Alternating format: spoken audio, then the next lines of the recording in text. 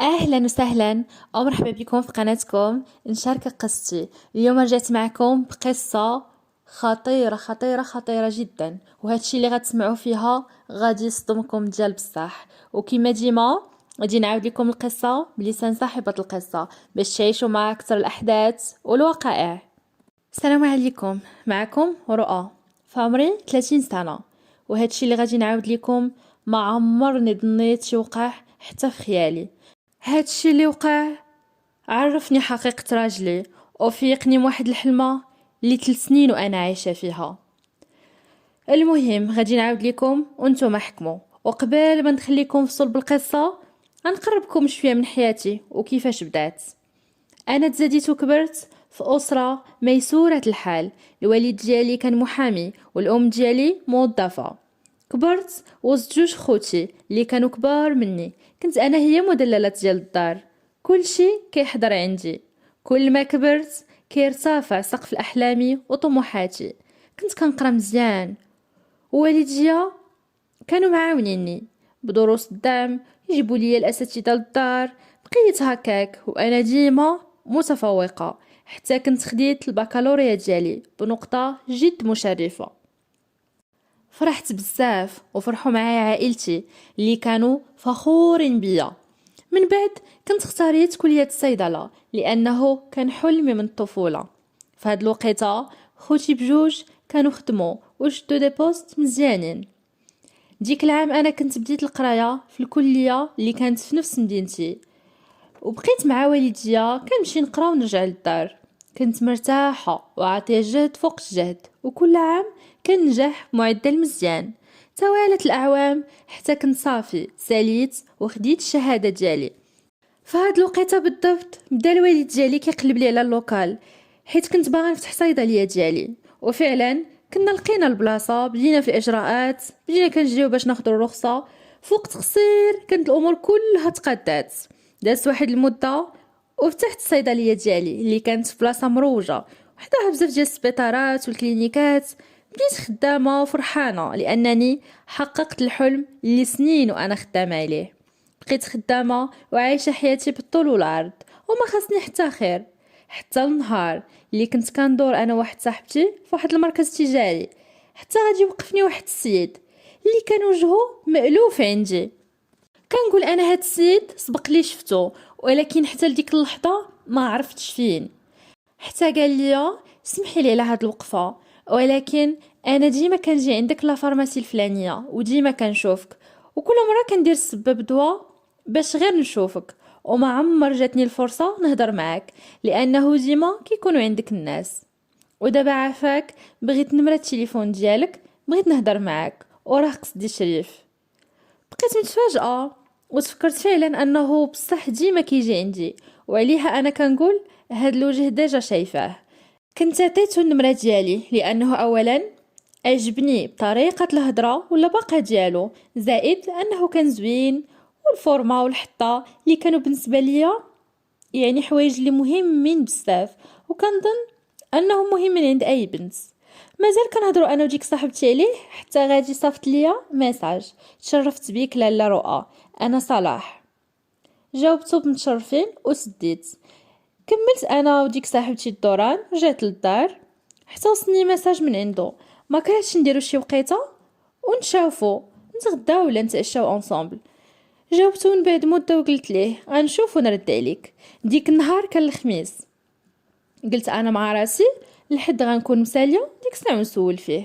داكشي اللي كان السبت كنت صيفط ليه ميساج: سلام. ديك الساعه قال لي الا ما كانش عندك ازعاج واش نقدر نصوني عليك. قلت ليه واخا. صوني عليا وما نقولش ليكم واحد الهضره مرزنه مثبته بالعبار. اتفقنا على اننا غدا غنخرجوا نتغداو. فوقت الصباح بديت كنوجد راسي، صافت لي السيد لوكاليزاسيون، مشيت لقيتو كيتسناني على برا. دخلنا لواحد الريستورون اللي كان كلاس بزاف. دخلنا والسيد دار لي داكشي ديال الافلام، جرى لي الكرسي جلسنا. قال لي نتمنى يعجبك الذوق ديالي. جا السيرفور طلبنا شنو بغينا، وهنايا السيد غادي يبدا يهضر على راسو.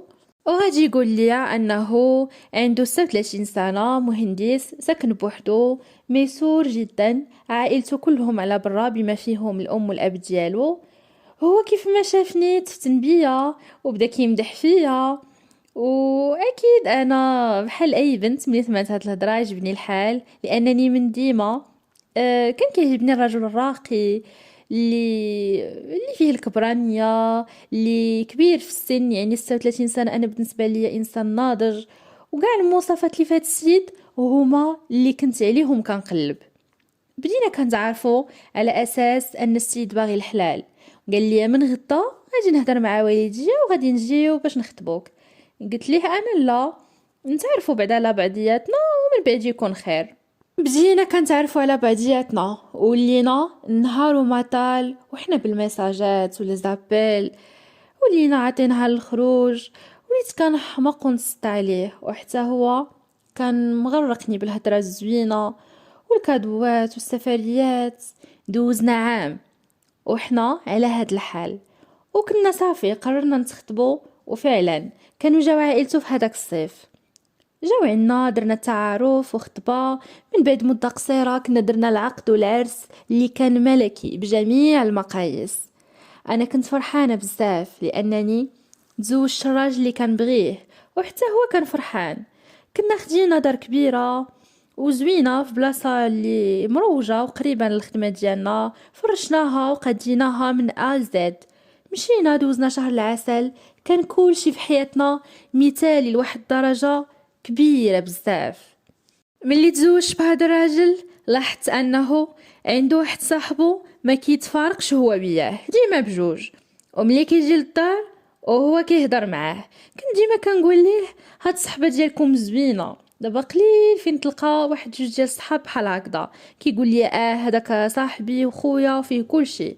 الحد هنا كان كل شيء عادي، حتى ولا السيد ديما كيقول لي انا مسافر، راني ماشي البلاصه الفلانيه انا وفلان على ديك صاحبه، انا مسافر انا وياه، حنا راه عندنا الخدمه في البلاصه الفلانيه. شي مرات كنقول ليه نسافروا انا وياك، علاش غتسافر مع صاحبك وتخليني انا في الدار؟ كيقول لي لا وانتي خدامه وحنا اصلا ما غاديش نتعطلوا، راه غنمشيو غير نهار وغادي نرجعوا. وحتى بالنسبه للعلاقه الحميميه ديالي معاه كانت قليله بزاف الى منعدمه، وإلا ما كانش المبادرة مني راه يستحيل تكون من عنده. من غير هادوك اليامات الاولين اللي كنا يالله تزوجنا اللي كان هو اللي كيبادر. اما دابا ديما كيقول لي حبيبه نهار كله وانتي خدامه غير ارتاحي، انا راحتك عندي هي الاولى، وكيغمق عليا بشكل الهضره. لحد الان مازال السيد مغرقني بالهضره الزوينه، الكادوات مازال ما تبدل فيه والو في تعامله معايا. المهم من برا حياتي كتبان مثاليه، وحتى من الداخل كانت مزيانه، من غير انني وليت كنشك في هذا الراجل. كنقول مادام هاد السيد ما كيطلبش مني حقه الشرعي الا وهو ملبي رغباته في بلاصه اخرى. كنقول ياك ما كيخوني. في الاول بديت كنعس الشيطان وكنقول لا راجلي، وكنعرفو مزيان كيصلي كيعرف بينه وبين الله. بقيت هكاك حتى دازت عامين على زواجنا. في هاد الوقيته وليت كل مره كنوض مع الصداع، كنقول ليه واش كتعرفي عليا شي وحده؟ كيحلف لي وكيقول لي والله ما كنعرف عليك حتى شي وحده، وانا راه غير ستريس ديال الخدمه، كنجي للدار عيان وما عندي الخاطر لوالو، وانا راه كنبغيك نتيا وكنحماق عليك، وما يمكنش انا غادي نخليها قوته عندي في الدار وغادي نخرج للزنقه. انا واخا هكاك وليت غير حاجه في الدخله والخرجه. كنبغي نقلب ليه التليفون كنلقى ديما عنده الكود، كنمشي للخدمه على غفله، نبقى في الطوموبيل بعيده كنراقبو كنلقى والو نفس السيستم. كيخرج كيتلاقى هداك صاحبو، مره يجلسوا في شي قهوه، مره يمشيو للدار. بقى عندي امل واحد هو في التليفون ديالو. بقيت كنخطط كيفاش نوصل ليه، حتى لواحد الليله كان حدايا وانا دايره راسي ناعسه، هو كان عطاني بالظهر وهز التليفون، وفي كل هزه كيهز التليفون باش يحلو انا راه حاله نصين كنشوف ودخل الكود. بقيت المره الاولى الثانيه حتى صافي كنت حفظت هذاك الكود.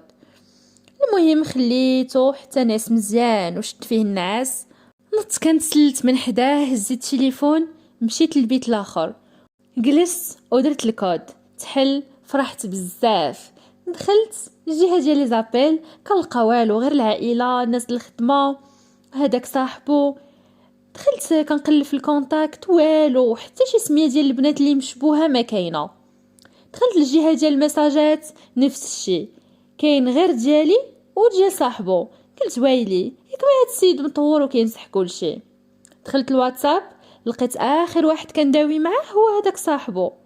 دخلت المحادثه قلت ولا تنشوف اشنو كيضلوا يقولوا حتى نصاصات الليل، لانه حتى في واتساب والو ما كاينش شي محادثه زعما اللي مشكوك فيها مع شي بنت ولا والو، يعني مساجات عاديين يا اما مع الناس ديال الخدمه العائله، مساجات يعني عاديين. المهم دخل لي غادي ندخل المحادثه ديالو مع هذاك صاحبو، كنلقى اخر ميساج من عند هذاك فيه كنبغيك، وراجلي مجاوبو بانا اكثر.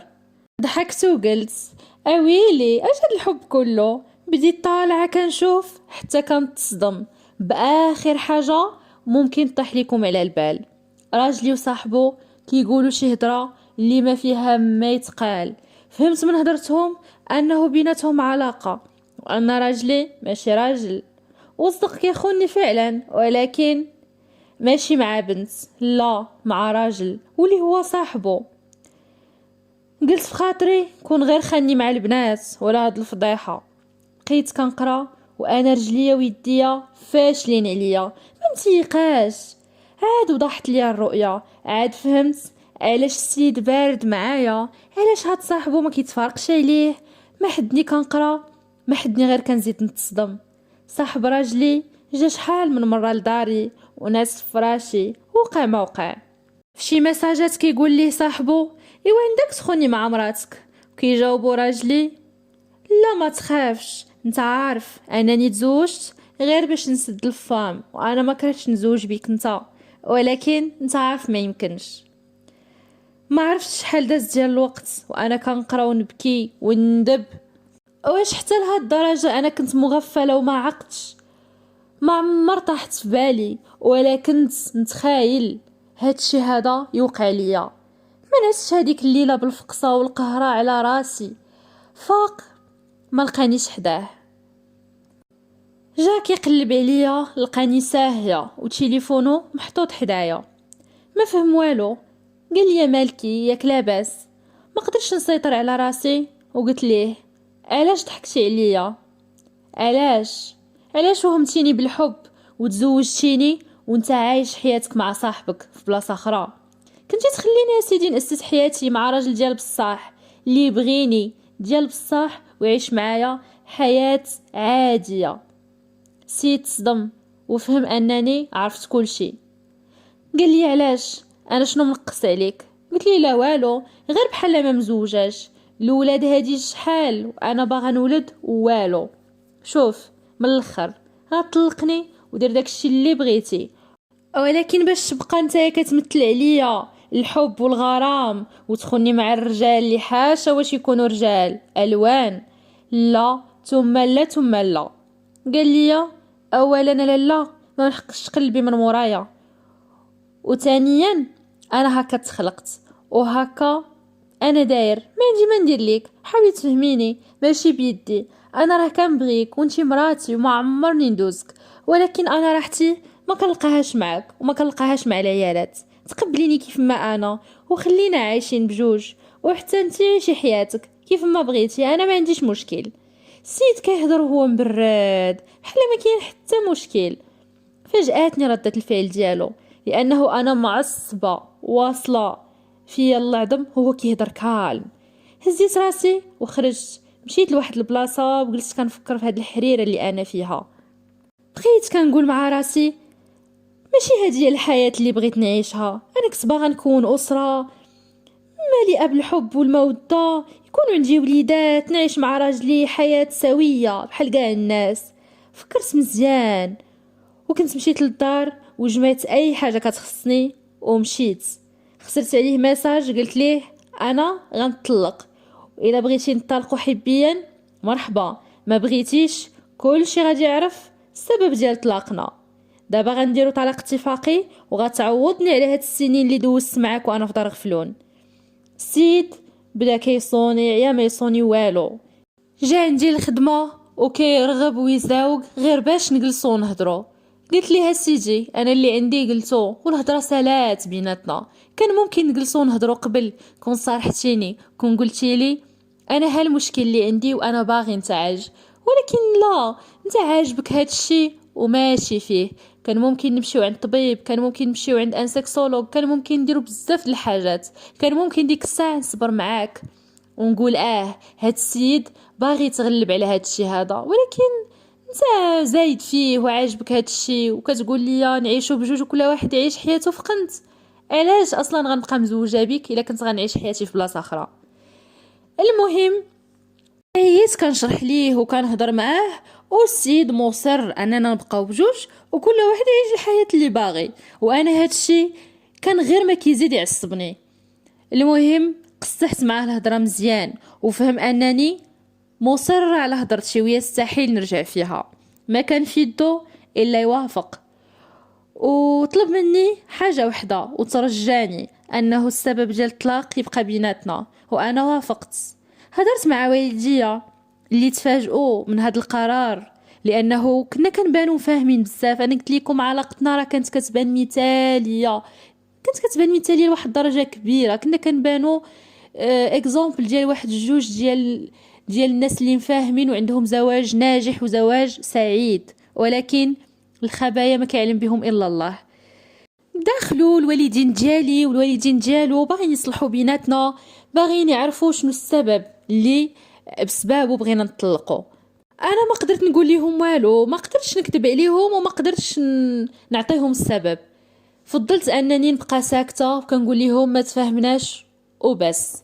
والدي حتى هما كيهضروا معايا، كيحاولوا يدخلوا بخيط بيد، لانه ما قلتش لكم انه العلاقه ما بيني وما بين عائلته كانت علاقه زوينه بزاف، علاقه ديال الاحترام، ما كان عندنا حتى شي مشكل. في هذه المده كنت اصريت على الوالد ديالي باش يبدا ليا في المسطره ديال الطلاق، وبما انه كنا متفقين ما طولناش بزاف وكنا طلقنا. خرجت من هذه التجربه الفاشله وانا انسانه تانية، تبدلت وتهرزوا فيا بزاف ديال الحاجات زوينين، ولكن ضغينت، وقفت على رجلي وطويت هذيك الصفحه. وانا اليوم بديت حياه جديده ومتفائله انه الغد غيكون احسن. واليوم جيت نعاودكم القصه ديالي باش تعرفوا انه المظاهر خداعه، وفين ما يبان ليك الكمال والكمال لله وحده، عارفي انه ممكن يكون مخبي موراه بزاف ديال الحاجات. هنا غنكون وصلنا لنهاية القصة ديالنا اللي نتمنى تكون عجباتكم. ما تنساوش تخليو ليا تعاليقكم على القصة ديال اليوم، ونتلاقاو في قصة مقبلة ان شاء الله. خليت لكم الراحة.